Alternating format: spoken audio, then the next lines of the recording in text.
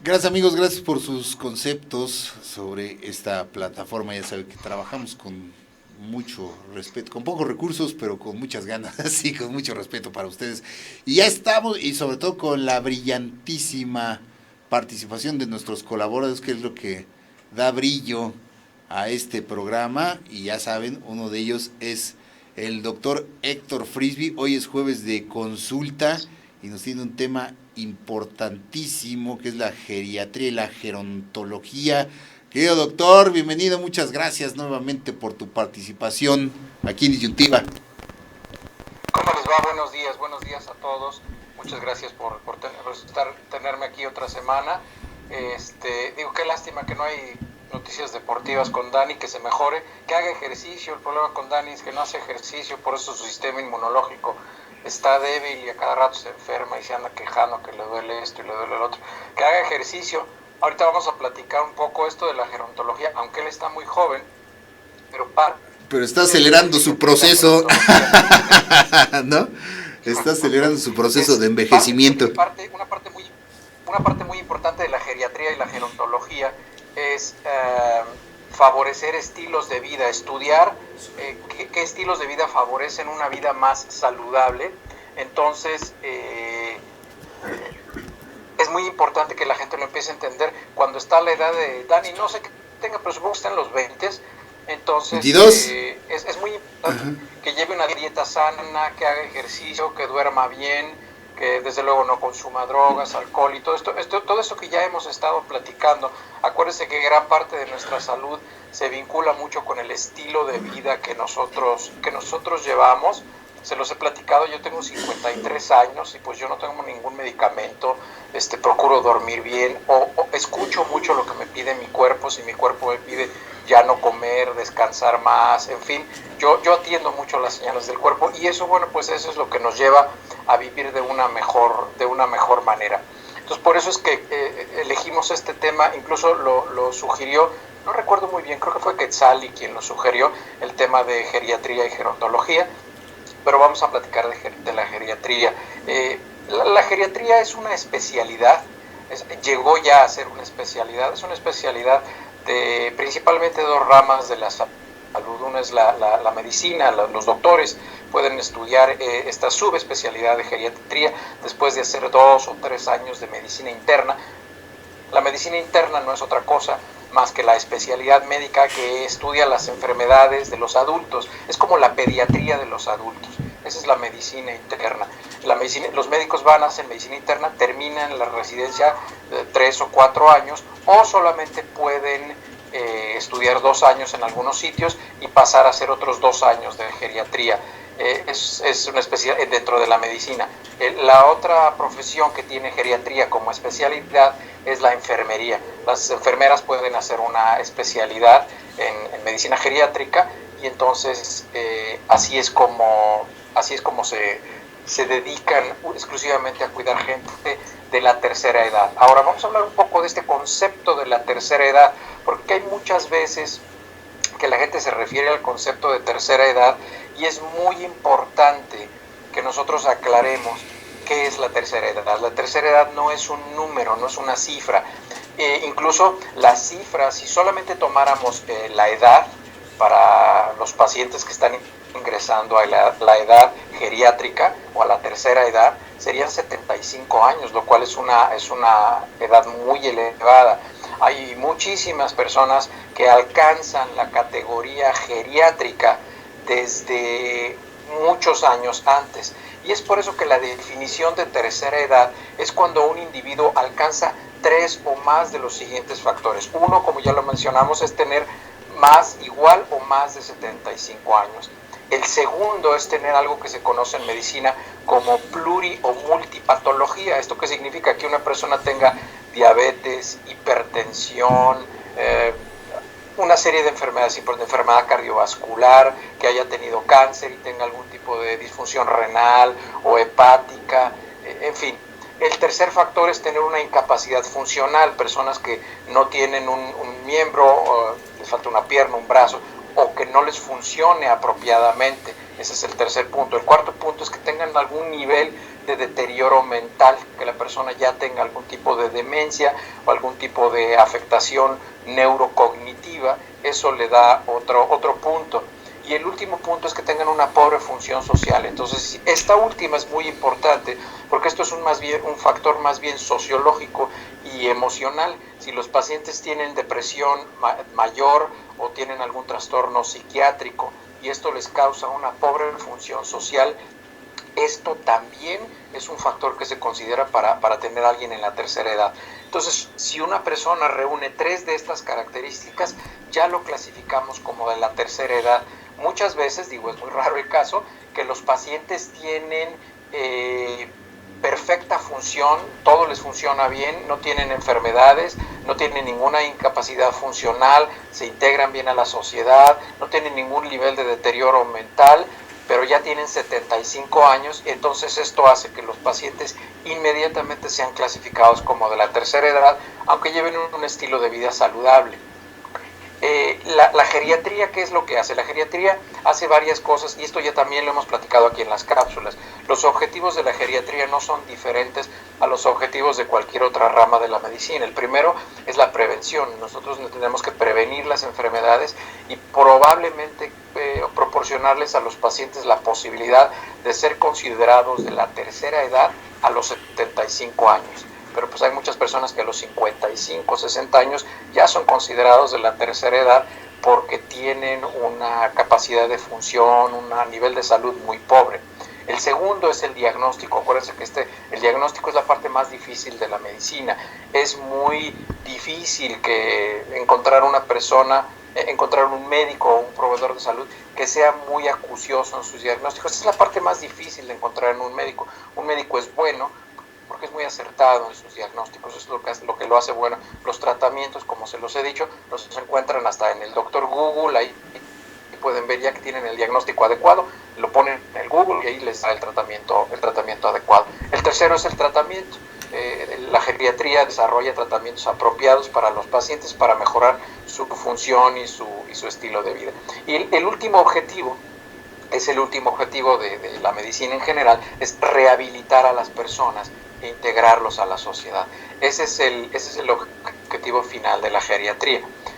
Desafortunadamente la geriatría no está reconocida en todo el mundo, en todos los países, como una especialidad médica, y uno de esos países en los cuales no está reconocido como una subespecialidad médica es aquí en Estados Unidos. Les digo los países, déjenme aquí, los tengo en un papelito, los leo.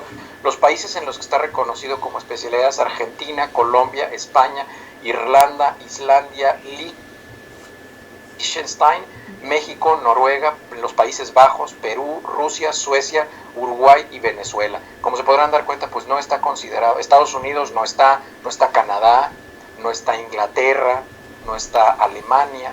Aunque son países muy avanzados y que son países líderes en muchas otras cosas, no tienen la especialidad reconocida.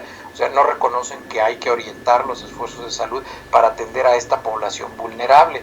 Y una de las explicaciones que dan estos países es que probablemente su estructura de salud es tan sólida que no necesita diferenciar entre atender muy bien a una persona de 40 años y atender muy bien a una persona de 75 años, porque el nivel de atención médica es muy estable y no se modifica.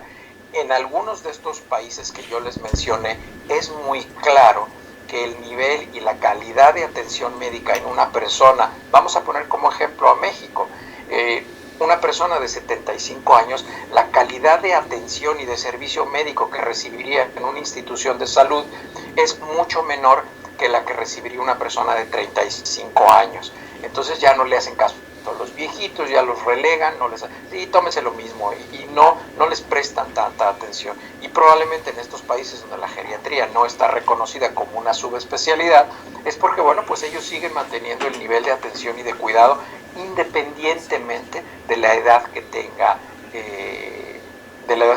la persona. Entonces, ¿cuáles son los objetivos? ¿Cuáles son los objetivos de la medicina geriátrica? Vamos a hablar de esto. La medicina geriátrica tiene 3 objetivos en general. El primero, como les decía, es identificar los factores de riesgo que llevan a una persona a que sea clasificado de la tercera edad antes de los 75 años. ¿Cuáles son esos factores de riesgo que se tienen que favorecer? Y ya los hemos platicado aquí, es la alimentación, el estilo de vida, el ejercicio, el consumo de bebidas alcohólicas en exceso, la utilización de drogas, no dormir bien, tener un nivel de estrés elevado. Todos estos factores se van juntando y van haciendo que la persona vaya a desarrollar una tercera edad, una clasificación de tercera edad antes de los 75 años. Hay que revisar los estilos de vida que deterioran la salud y deterioran la función de las personas. Ese es el primer objetivo.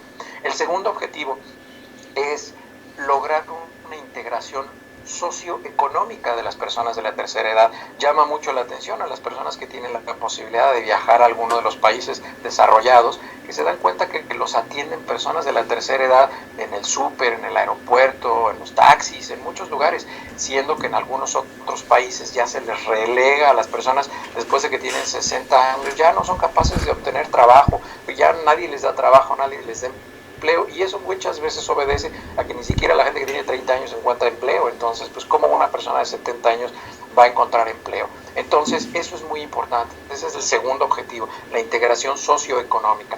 Y el tercer objetivo de la geriatría es favorecer estudios de investigación y de docencia para todos los profesionales que se dedican a cuidar a las personas de la tercera edad. Y esto ya no nada más incluye a los médicos, a las enfermeras, esto ya también contempla a gente que les da cuidado a estas personas. Hay cuidadores de enfermos en muchos países que no tienen la cultura como la tiene México, que nosotros en México, nosotros cuidamos a nuestros viejitos nos los llevamos a la casa y ahí los cuidamos, pero hay países como este que hay casas en las que se llaman casas de atención o casas de cuidado, que el nombre en inglés es nursing homes, y ahí mandan a las personas cuando ya no son productivas socialmente o económicamente, las mandan a esos nursing homes y pagan, no sé, entre $1,500 y hasta $6,000 o $7,000 al mes para que esa persona esté ahí y reciba los cuidados, reciba la alimentación y reciba todo lo que necesita en esas casas especiales. Y los hijos van y los visitan a veces los domingos, a veces en su cumpleaños, a veces en el Thanksgiving o a veces nunca.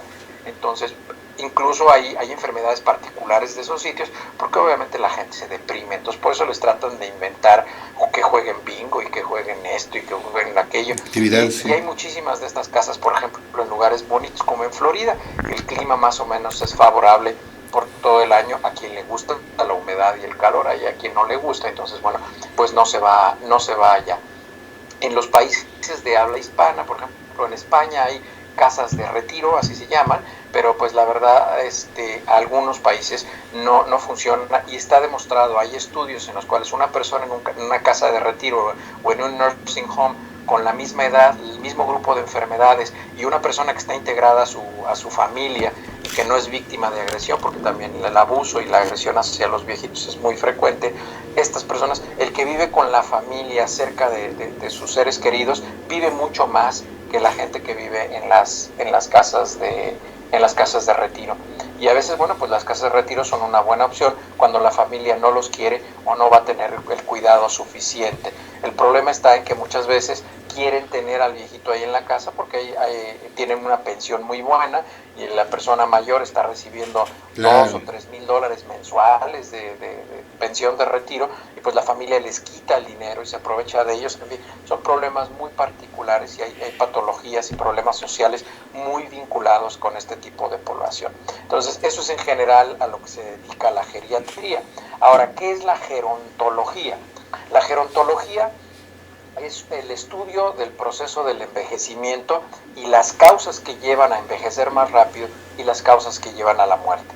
Esa es la gerontología. Y acuérdense, bueno, que esto junto con el concepto de tercera edad, que es un concepto que podríamos decir que es antropológico social, o sea, la tercera edad no es una definición cronológica como lo marcábamos, es una definición antropológica y social, cómo funciona el individuo en una sociedad, cómo se comporta y cuál es su estado de salud. La gerontología lo que estudia son las causas que llevan a que esta persona envejezca de esa manera y para que lo llevan hacia la muerte a edades mucho más tempranas que la población en general o en base a la expectativa de vida que se tiene para esas personas.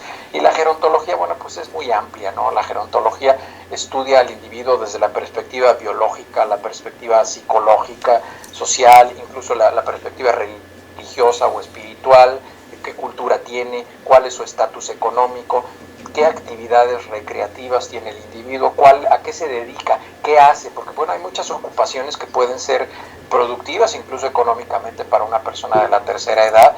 Y también el último aspecto que estudia es el aspecto sexual, la sexualidad en la gente de la tercera edad.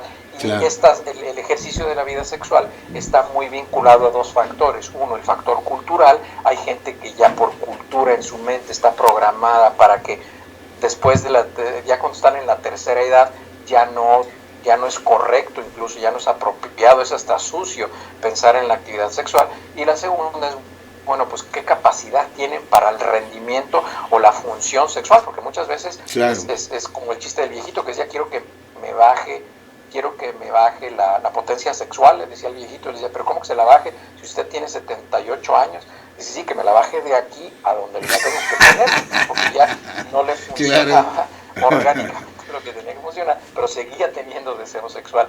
Entonces, eso es muy importante. Ese es el último factor que estudia la gerontología, y por eso vienen medicamentos que bueno han estado produciéndose últimamente. Entonces, es muy importante que la gente entienda que la edad no se vincula con un pobre funcionamiento. Incluso, digo, no está Dani, por eso probablemente no menciono esta noticia, pero yo se las comento. La semana pasada, el jugador de fútbol más viejo, por decirlo entre comillas, firmó su contrato con el equipo de fútbol con el que juega en Japón. Es un portero japonés que se llama Kazu Miura. Lo pueden buscar, es Kazu Miura, así como los toros, Kazu Miura. Y él tiene 51 años y acaban de renovarle el contrato en el equipo japonés porque es muy buen portero. Entonces, claro. Nadie se imaginaría eso. Digo, todo el mundo en México habla del Conejo Pérez, que tiene 45 años, pero bueno, está este portero en Japón que tiene 6 años más y acaban de firmarle un contrato. Entonces depende mucho de cómo nos cuidemos, cómo realicemos nuestra actividad física, cómo entendamos qué estilo de vida debemos de tener, y de esa manera nosotros vamos a llegar a la tercera edad, a los 75 años, o si tenemos que llegar antes porque tenemos una enfermedad que genéticamente se nos iba a manifestar, que lleguemos en buenas condiciones.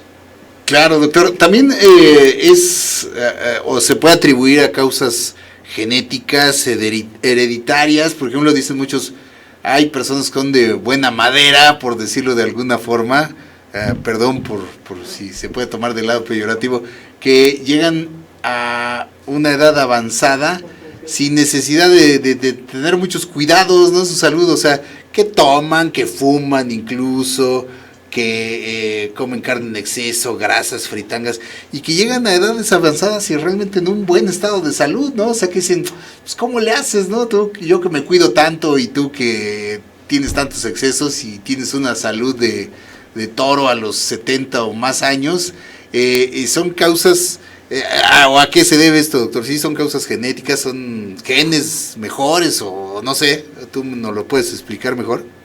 Sí, hay personas que tienen información genética para que se les expresen enfermedades que deterioran mucho las condiciones de vida, como enfermedades como la diabetes o enfermedades cardiovasculares o con algún problema congénito que se manifiesta. Sí, claro, eso puede ser un factor. Sin embargo, es muy importante entender que estas enfermedades, aunque sí se van a manifestar a edades más tempranas, nosotros podemos modificar dos cosas: qué tan pronto se van a manifestar y con qué severidad se van a manifestar las enfermedades, dependiendo del estilo de vida que tenemos. Y sí, efectivamente, hay gente que abusa mucho de su cuerpo cuando es joven.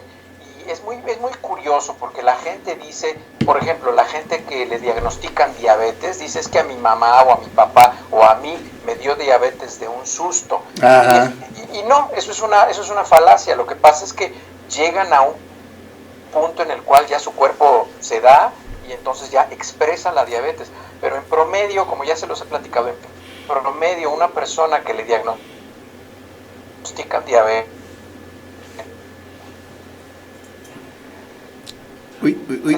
llega a había empezado entre 5 y 8 años antes del diagnóstico. Entonces, si esta persona hubiera ido al médico hace 5 años, ya le hubieran diagnosticado diabetes. El problema está en que una persona que tiene un susto, que es lo que más frecuente, o una impresión emocional, como ya les he platicado, esto eleva la adrenalina, y la adrenalina bloquea un proceso de metabolismo de la glucosa que se llama glucólisis anaerobia. Entonces mantiene los niveles de azúcar elevados por una cantidad elevada de adrenalina, y entonces se manifiestan los síntomas. Es como un disparador, ¿no? Una azúcar elevada.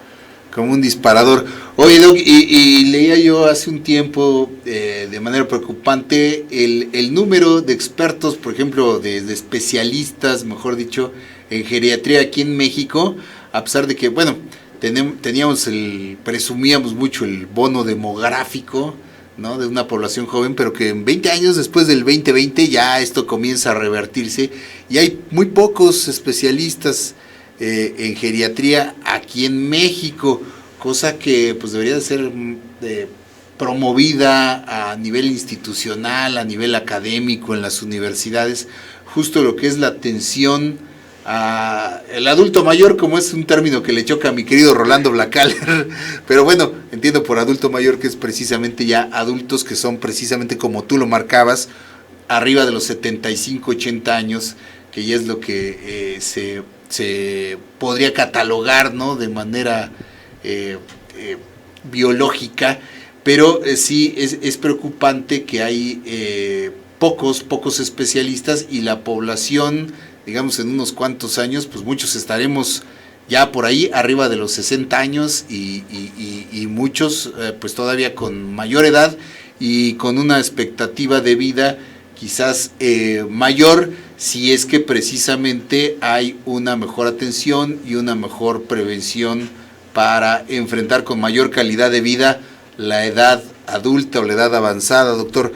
¿Hace falta esta promoción, digamos, a nivel institucional, o por dónde le llegaríamos para que aquí en México podamos recurrir cada vez más a geriatras? Sí, los busca uno justamente en estos directorios que te dan luego en los seguros médicos o algo, encuentras muy pocos realmente en los directorios de médicos que están ahí precisamente enlistados, no porque sean pocos los que se sumen a estos esquemas, sino porque en realidad hay pocos especialistas aquí en México, y me llama la atención, por ejemplo, lo que comentas, que en Estados Unidos no está reconocida como tal esta especialidad, sino que pues lo atiende cualquier médico general, por decirlo así, ¿no? Un médico internista que, como les digo, es el médico especialista de adultos, así como el médico especialista de niños es el pediatra, el médico especialista de adultos es el médico internista. Entonces,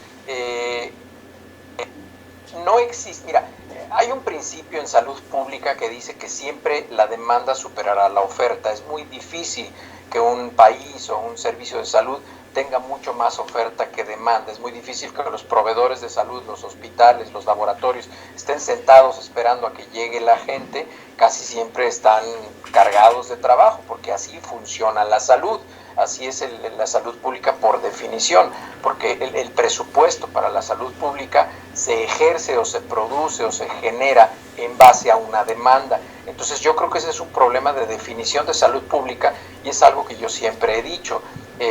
Se identifica primero el nivel de necesidad de un problema de salud hoy, y entonces se proyecta hacia adelante, en vez de que proyectemos a 10 años cómo va a estar la población geriátrica, y entonces empecemos a generar un servicio de salud pública a los 4 o 5 años para que nadie vaya a tener una carencia de salud. No funciona así, y es un problema económico simplemente. Voy a tratar de contestar, Jorge, algunas de las preguntas, si me lo permites, que he estado viendo, sí, claro, aquí en el chat. Vi un comentario que hacía Rolando de una persona que llevó una vida muy azarosa, ¿verdad? Que tomaba, fumaba, bailaba y todo este tipo de cosas.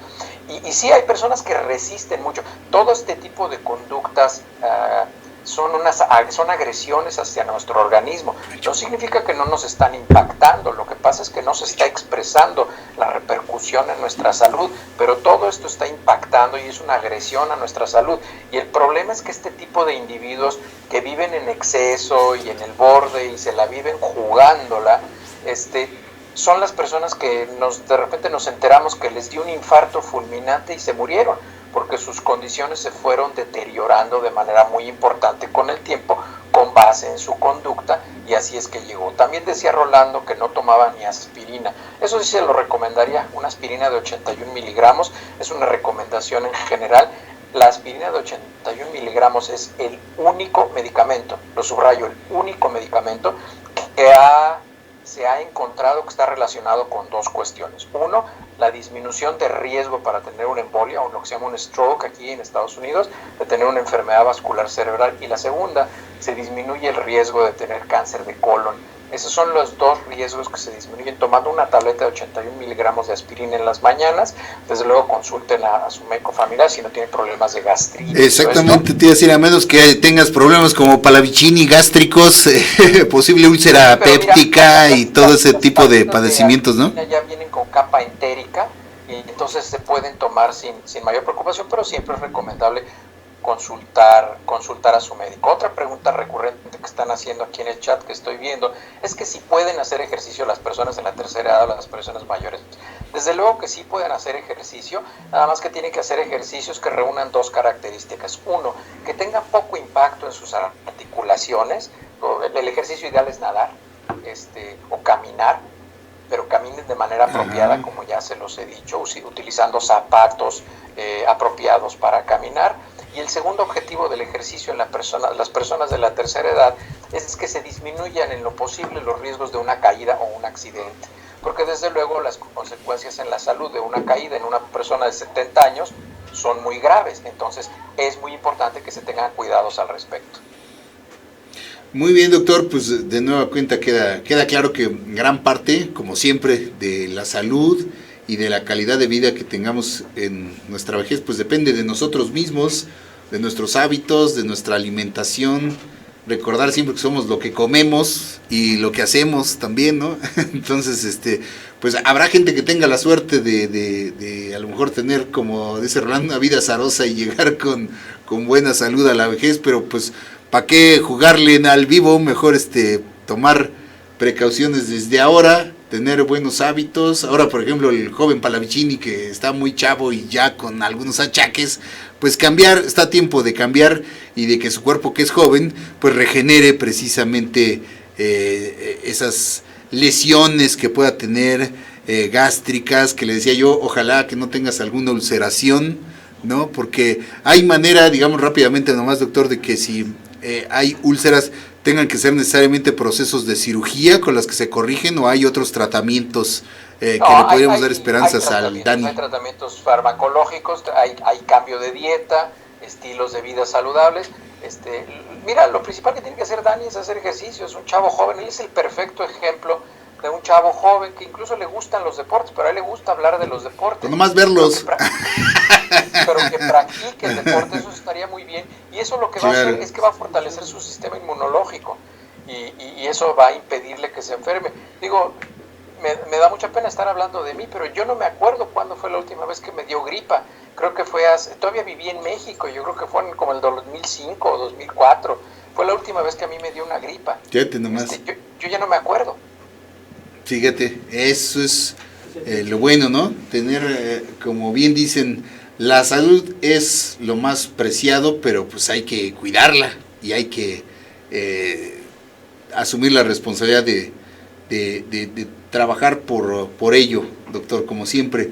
Pues muchísimas gracias, bien útil todo lo que siempre nos aportas aquí y te agradecemos como siempre esta valiosísima intervención, mi querido doc. Te mandamos un abrazo y esperamos con ansias la próxima consulta. Gracias por sus preguntas, gracias por escucharme y nos vemos la próxima semana. Les mando a todos un abrazo y les reitero mis deseos de un feliz 2018. Gracias igualmente, doctor. Muchas gracias por acompañarnos constantemente cuando tienes tiempo aquí en las emisiones a lo largo de la semana. Gracias, doctor, por ello como participante del foro también. Sí. Gracias, un abrazo, mi doc. Nos vemos la próxima semana. Vamos a hacer un corte, queridos amigos. Continuamos aquí en Disyuntiva.